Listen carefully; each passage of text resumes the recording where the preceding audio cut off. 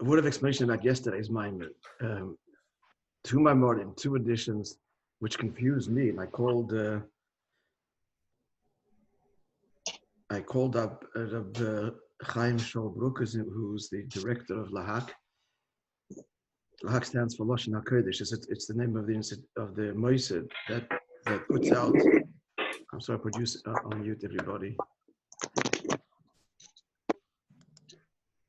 That they give out all the Teres Menachem, all the Rebbe's teachings. It's incredible. They've done published already hundreds of works. So they're republishing much of it that was published at the time, kind of less officially. Their Svarim carry the stamp of Goss of the Lubavitch printing house. The previous Svarim were done by individuals. Many of the Rebbe's Sichos and Maamorim. When I was a Bocher, there were very few Svarim altogether. You had to make your own copies. Eventually things got more and more organized and more popularized. At any rate, so yesterday's Maamar. So the Maamar, as it appears in the series of the LAHAK Sfarim, they're republishing everything in footnotes and working it over the years, adding each few months another volume. So there, the Maamar is whatever. It's a short Maamar. It's a very dense Maamar, but it's short. Then one thing led to another, and I found the same Maamar in its original form before these guys worked it over, much more lengthy, which I couldn't understand. And the Maamar is also based on the teaching of the Baal Shem Tov, recorded in the Sefer called Tzavoy Serivosh, which means literally the legacy of the Baal Shem Tov, which was republished under the Rebbe's instruction by Manuel Shachat relatively recently. And at the back there, because this Maamar is based on the Baal Shem Tov's teaching, he brings the Rebbe's Maamar, but he brings the original one. It's also much longer than the more recent one that they had published in the new series of redoing and working over all the Rebbe's Maamorim, which is extremely strange. The original should be longer and more elaborate, far more elaborate. So I called up Chaim Shol, and he explained to me that what happened was that Rabbi Yoel, what they published in their LAHAK, which I originally sent you, is the way that it was written after the Farbrengen, and someone had it, and even Rabbi Yoel himself, and that's what they published. The very lengthy one, which the first publications published, was because Rabbi Yoel had worked the whole thing over and prepared it for the Rebbe to edit and publish formally. And in so doing, as he often did, as per the Rebbe's instructions, he elaborated and brought from other Maamorim that the Rebbe had said, but the Rebbe never edited it. So therefore, they felt they're not going to put it, since it wasn't edited, and a lot of stuff was added by Rabbi Yoel, of course, all from the Rebbe, but still, it wasn't the original Maamar as the Rebbe said it. It's a Maamar for publication, which sometimes would be less than what he said, and sometimes more from other places. Since the Rebbe not edited, they didn't feel that they should publish it in their series, so it remains in the original series, the unofficial series, semi-unofficial. Anyway, both of them, as I learned them, extremely dense and technical even. To wade through would take us a long time, and I don't think we would benefit from it or enjoy it. And that's why after considerable time, I decided, let's see what's come out now. Now, what's come out now is this Maamar we're learning now from 1982. So it was originally published then, but they now worked it through, I can see, with more footnotes and more structure. So it has been reissued by the LAHAK organization. Hope that was clear. That's basically what's going on. So this Maamar has been around, both of them. Now, from the time that Rebbe said it, it was soon copied and published and made into a book, but not in the LAHAK, this really official body of a team of incredible scholars. They didn't redo it. And so now they are redoing everything with much more footnote and more structure, faithful to the original Maamar, not like Rabbi Yoel would do when he would submit something for the Rebbe's official publication, like edited Muga. So that would be a whole different thing, as per, again, the Rebbe's instructions. The Rebbe instructed him not to stick to the words, but to develop the Maamar based on the previous Maamorim, further Maamorim, etc. Okay, so much for the history. Hope that was somewhat clear. Yeah?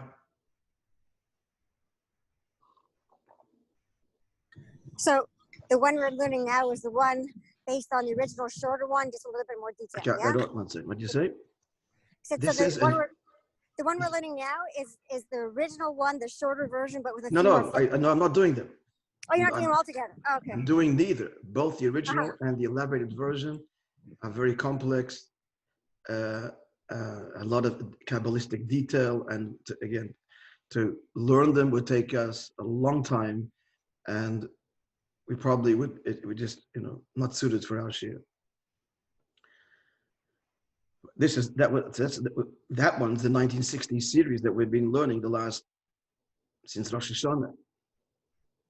So instead, I chose something that was just published this week from 1982 in connection with this week's Parsha, Parshas Nosei, when in fact, that's when the Rebbe said the Maamar in Parshas Nosei. So the Maamar begins, the Maamar begins with a pasuk before he begins, just the context. From pasuk in Shir HaShirim, chapter 3, pasuk Yud Aleph. And as we all know, Shir HaShirim is all an allegory describing our relationship with Hashem. Every pasuk has many levels of explanation. Even Rashi's explanations are not literal. It's not a man and woman that are talking here, bride and groom, and their love for each other, although it is reflected there as well. Everything written here should find expression in our own marriages. That's true. But first and foremost, it is a description of the divine.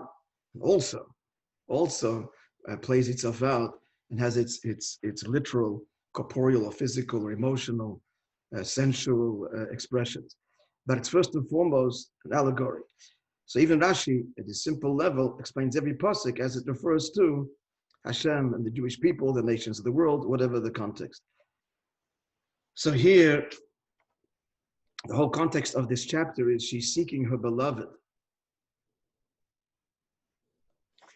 And finally find each other. So Rashi explained this whole thing is describing to the Mishkan, referring to the Mishkan, the sanctuary. So verse 11 says like this: go out and see, O daughters of Zion, the Melech Shlomo, literally King Solomon, but it's not King Solomon, it refers to Hashem. Shlomo, the King of Peace. Batorah, the crown, she'itra le'imay, that his mother crowned him, the Yom Chasanusay, in the day of his wedding, of the Yom Simchas Libay, and the day of the rejoicing of his heart. Rashi explained that whole thing referring to the Mishkan. The crowns are the tapestries of the Mishkan, and that's what at least what the first part of the pasuk is referring to. The latter part, even Rashi explains, I say even because we're going to get another medrash, the latter part, the day of his chasana, that is Matan Torah, and the day of the rejoicing of his heart, Rashi back to the Mishkan, is the day when the Mishkan was complete. The Yom HaShmini, Rosh Chodesh, a Maamar we learned 2 Maamorim ago. But in general, it's talking about the Mishkan. We'll see now in the Maamar another medrash. Just by the way, Tzena, the Eno, if you're not familiar,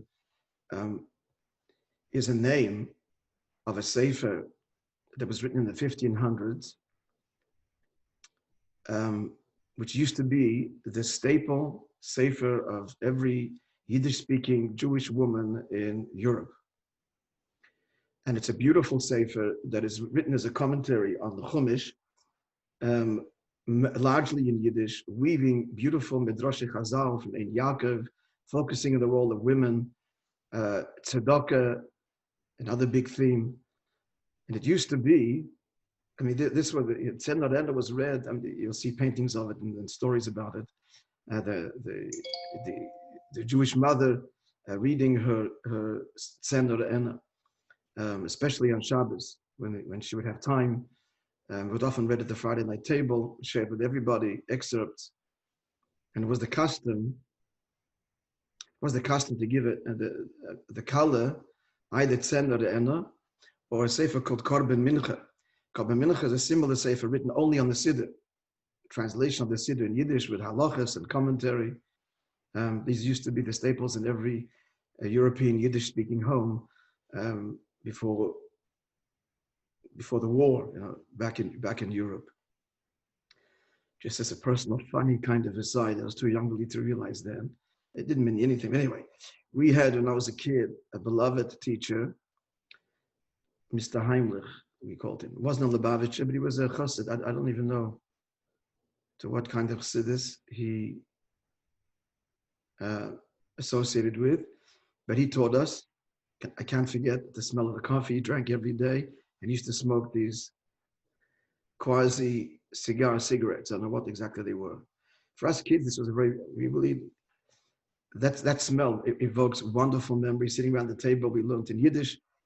Anyway, when he retired, he gave each one of us a gift, a sefer from his own personal library, which he inscribed.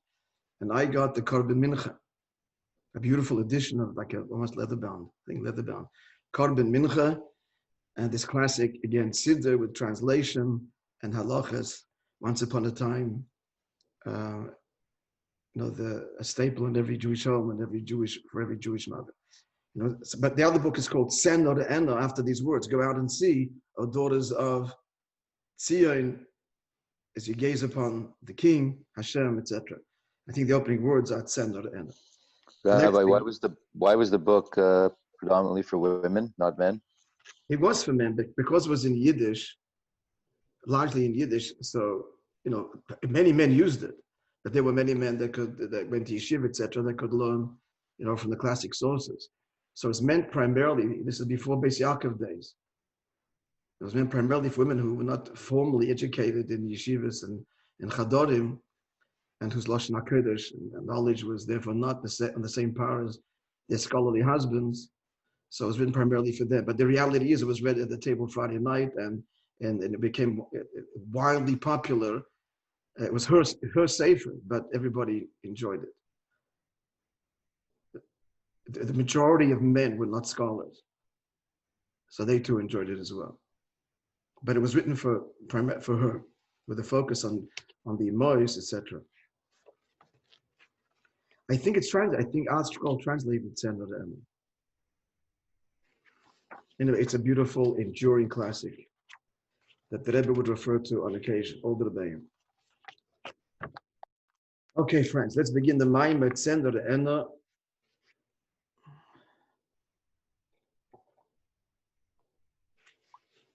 Tzena to Tzena. Oi, am I typing? Yes. Tzena to Tzena. Go out and see, O daughters of Tzion, the Melech Shloimeh, the King Shloimeh, which, if the Pshat level refers to Hashem, with the crowns that his mother crowned another mother, he refers to the Jewish people as well, surprisingly. And Rashi brings a beautiful commentary from the Medrash of Shimon Bar Yochai. Anyway, the bottom line is that Hashem's endearment of the Jewish people is such that he has all of these appellations. He calls us daughter, of course, friend, wife, lover, dove, all kinds of expressions, including mother, which is surprising. But right there and there, by the way, it tells you incidentally that our relationship with our spouses, husband and wife, is multi-layered. It's all of this. It's father, daughter, mother, mashpia, makabel. But Baruchnius, what this means is that on some level, we are mashpia to Hashem. And what simply that means is that by fulfilling what Hashem desires and has chosen to need from us, so we fulfill him. We nourish him, as it were. We crown him. Hence, the imagery of his mother, which refers to us. So again, the crown that his mother crowned him, the Eibishter, v'yom chasanus, the day of his chasan, v'yom simchas libo, the day of the rejoicing of his heart, the day of his chasan, that's obviously Matan Torah, because Matan Torah, of course, is the marriage, and as you all know, many of the minhagim we have in our chasanas are all playing out what happened at Har Sinai, the chuppah, the candles, being accompanied, chasan kala, all of the details of the chuppah. Let's see what it says in Medrash. Razal, Shemelech Shloimeh, who's king? Melech Shloimeh is HaKadosh Baruch Hu. This is the Eibishter. The Imai, who's the mothers of Knesset Yisrael, that's the Jewish people. Ubiyem Chasanus, the day of his Chasan, is on Matan Torah. That's Matan Torah. Vim Ken, and therefore, so when are the crowns? If it's Rashi says, as I pointed out, that the crowns are referring to the Mishkan, but this Medrash makes no reference to Mishkan. So therefore, the Medrash is saying Pirish, so therefore, the crowns being referred to in the pasuk in connection with the day of his wedding, which is Matan Torah, means, and the Medrash makes no reference to anything else other than Matan Torah. It means when Matan Torah, that on Matan, by the giving of the Torah, Yidden crowned Hashem. So what is that? Where do we find that the Yidden crowned Hashem? You know, Hashem crowned us. He gave us two crowns, one keneged Naseh, one keneged Nishma. He adorned us with two crowns. That we find. And we were divested of it after the Chet HaEgel. Where do we find that we crowned the Eibishter? Again, Rashi's Pirush is it refers to the beautiful tapestries of the Mishkan, but that's not the Medrash. Answer, another Medrash is the key, is the answer. On the pasuk, Kedoshim Tiyu, Hashem says, be holy, talking to us. V'skadashtem, and you shall be sanctified. V'yisem Kedoshim, and you shall be holy. Ki Kodesh only, for I am holy. Isa says in Medrash, so you'll notice it says the word, the end of the pasuk, you shall be holy, like an introduction. And then it says 3 times the word Kodesh. You shall be sanctified, you shall be holy, for I am holy.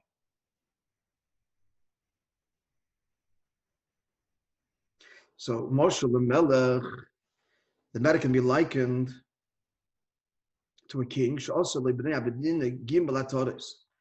the people out of their love for him made him 3 crowns.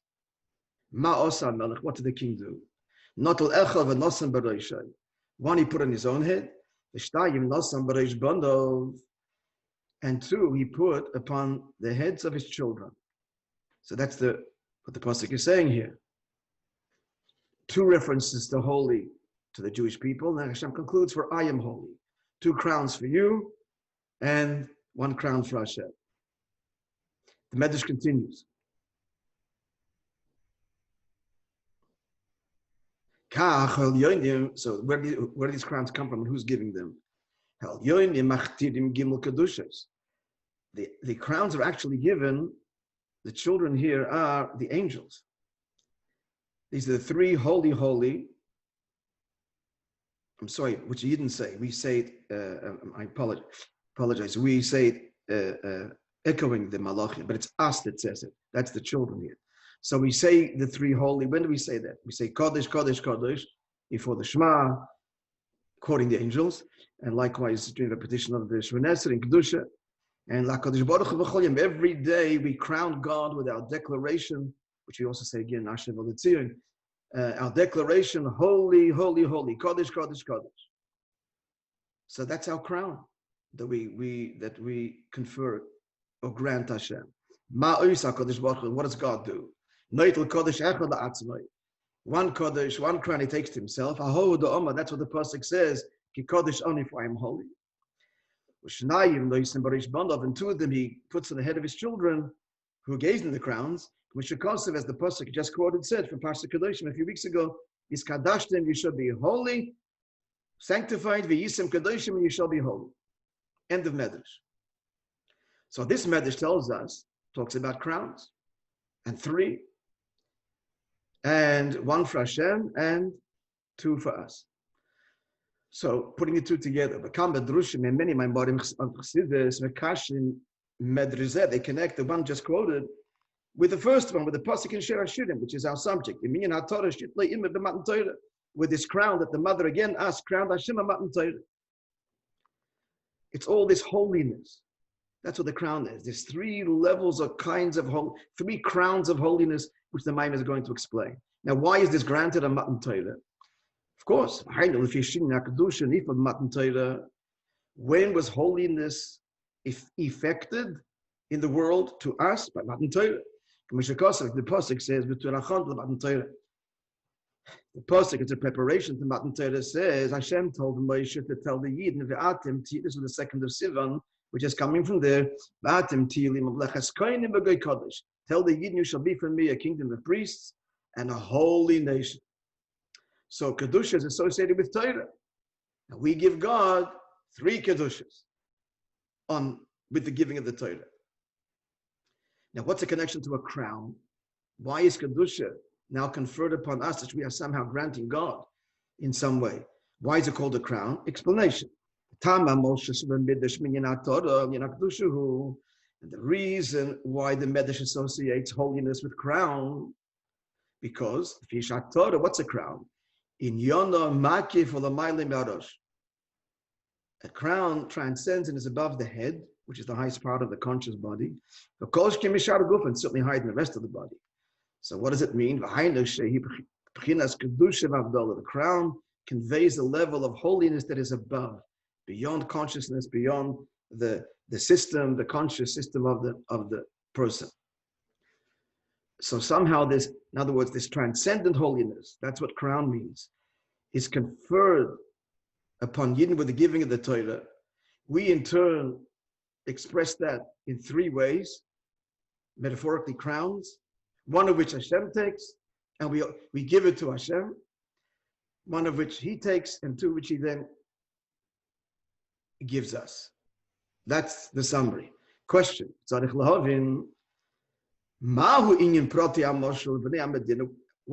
have to understand the details here of the citizens of the people. Why 3 crowns? What are the 3 crowns? We understand that it's in general, it's Kedusha, which is transcendent, like the crown. But why 3? That's our first question, right? Also, and what's the meaning that one God takes for Himself? And 2, which is like a separate category. It's one group, a grouping of 2. That He puts upon the head of His children. What does all this mean? Right? So I hope this is clear. The conclusion of all the summary of this ois is, in conclusion, that the Medrash says in the pasuk Tzena or Ena, that go out and see the day where his mother crowned him. This is Matan Torah. Yidden crowned Hashem.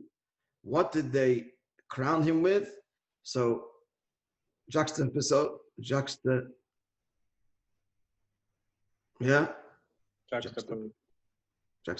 No, mixing everything. You got to say connect it to the Medrash you just quoted from the Medrash Rabbi, where it talks about every day Hashem, we giving Hashem 3 crowns, Kodesh, Kodesh, Kodesh. And there it says, Hashem takes 2 and grants us 1. So that's all really started with the Matan Torah. That's what this pasuk, our pasuk, is talking about, the crown. Now we understand it's 3 crowns, not 1, which the mother, us, grant the Eibishter, and the Eibishter takes 1 and gives us 2 back. Wonderful. What does all this mean? Now we're going to explain. We do understand why the metaphor of a crown, because that's what Kedusha is. It's transcendent. But we yet to understand there's 3 crowns, where Hashem takes 1 and gives us 2. Clear? Clear, folks? The difference between a keser and a Torah? Where's Eser? Keser. Same thing. Keser means crown, and a Torah means crown. They both mean the same thing.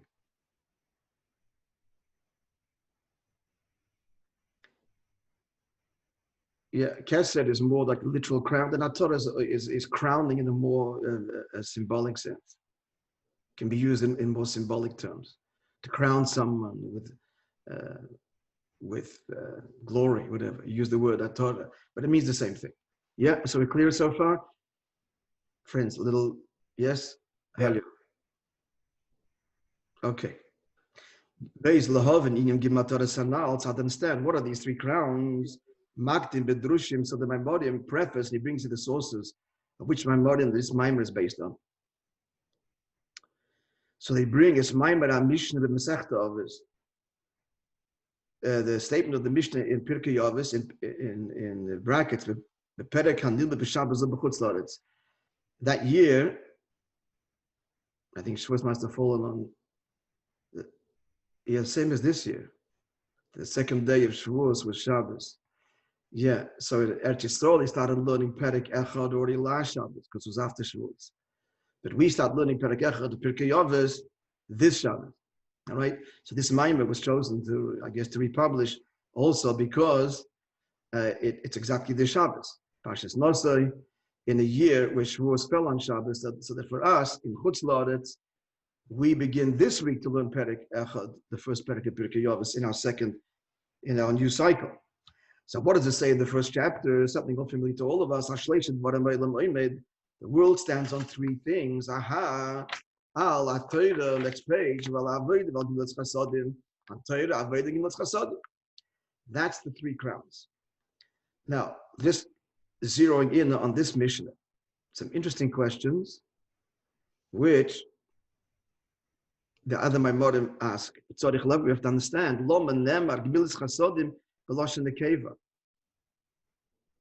Gemilus with the tough, bestowing kindness is in the feminine.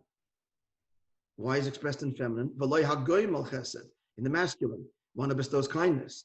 Gemilus, that gives a grammatical feminine construct to this description of the bestowal of kindness. Why? The Gam in the second question, why altogether the word gemila, bestowal, unusual word, and not simply giving? Giving kindness.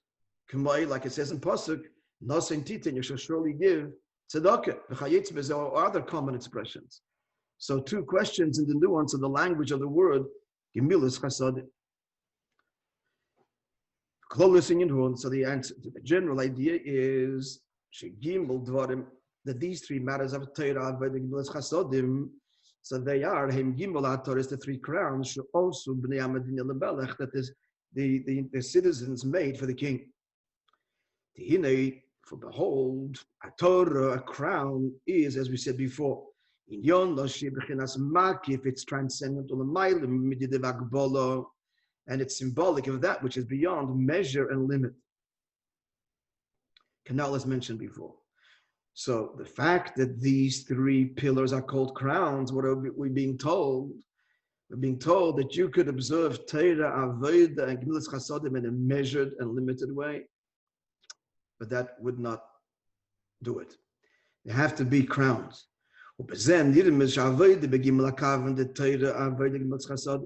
It's the fact that they are called crowns, that we gave Hashem on the day we received the Torah, which means we got it.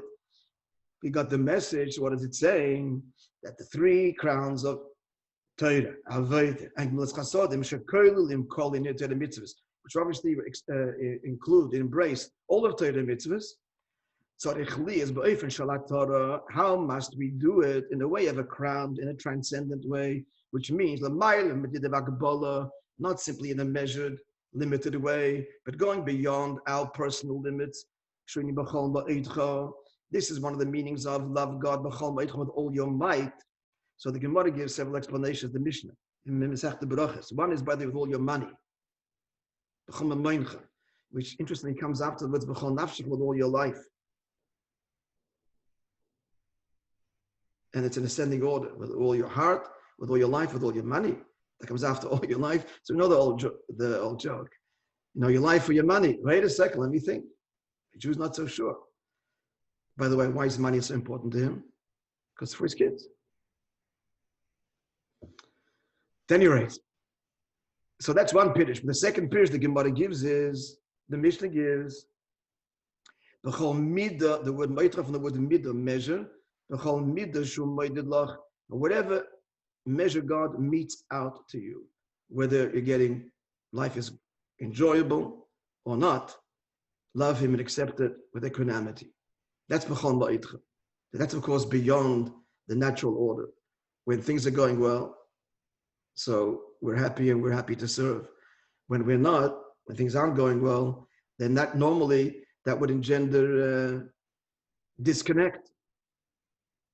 Why serve if I'm not getting what I want? And yet, B'chol Ma'itcha says, with every measure, midah tova, and God forbid the opposite, accept all equally and serve Him equally. That's going beyond limit. B'chol Ma'itcha, that's the crown.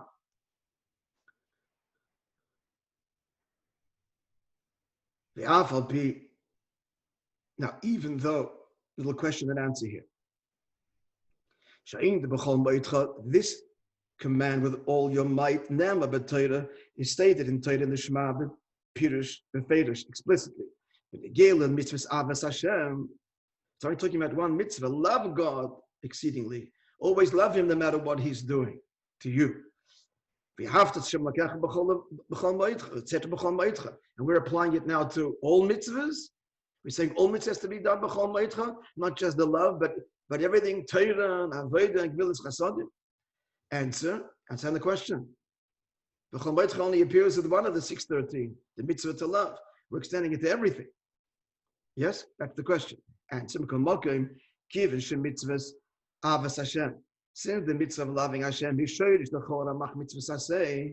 it's really the source and drive of all the positive mitzvahs. Why do you do the positive mitzvahs? Because you want to be close. Because you love, whether it's a conscious love or a super conscious, inherited love, as it explains in Tanya, from Avur B'Tanya. So it's really the drive of all the mitzvahs. Now, ukeleles, gam mitzvahs yiras Hashem. The mitzvah to love God also really incorporates the mitzvahs to be in awe of Him. That's the root and the drive of all the don't do's. So really, it's the source of everything. How do you move in? So the Rebbe is answering. When Hashem says b'chol ma'itcha in connection with love, that's the source of everything. From here, which is the root of all mitzvahs, love of God, is called mitzvahs. All the mitzvahs, all mitzvahs have to be done b'chol ma'itcha, going beyond the natural limit. This is, by the way, also reflected in Aseret HaDibros. The first commandment, Anoichi Hashem Alikecha, and then you shall have no other gods. Anoichi is the source of all positive commands. I am, do, you shall have no other gods. Don't do what I don't want you to do. That comes secondary. And it's all included in the words Anoichi Hashem Alikecha. For that matter, the word Anoichi. So all the Aseret HaDibros, which include all the mitzvahs, all start with I am, which is love, affirmation, positive, ava, the source of all positive mitzvahs, and then la yilacha is the negative mitzvahs. Therefore, likewise, the Rebbe is saying here that the commandment b'chol ma'itcha that it says in association with v'ahavta Hashem Elokecha is really the template and the instruction and the hope of Hashem, as it were, for all of our mitzvahs. All to say, and now we're getting some explanation that the 3 crowns. Why 3? Because the 3 crowns represent the details, a more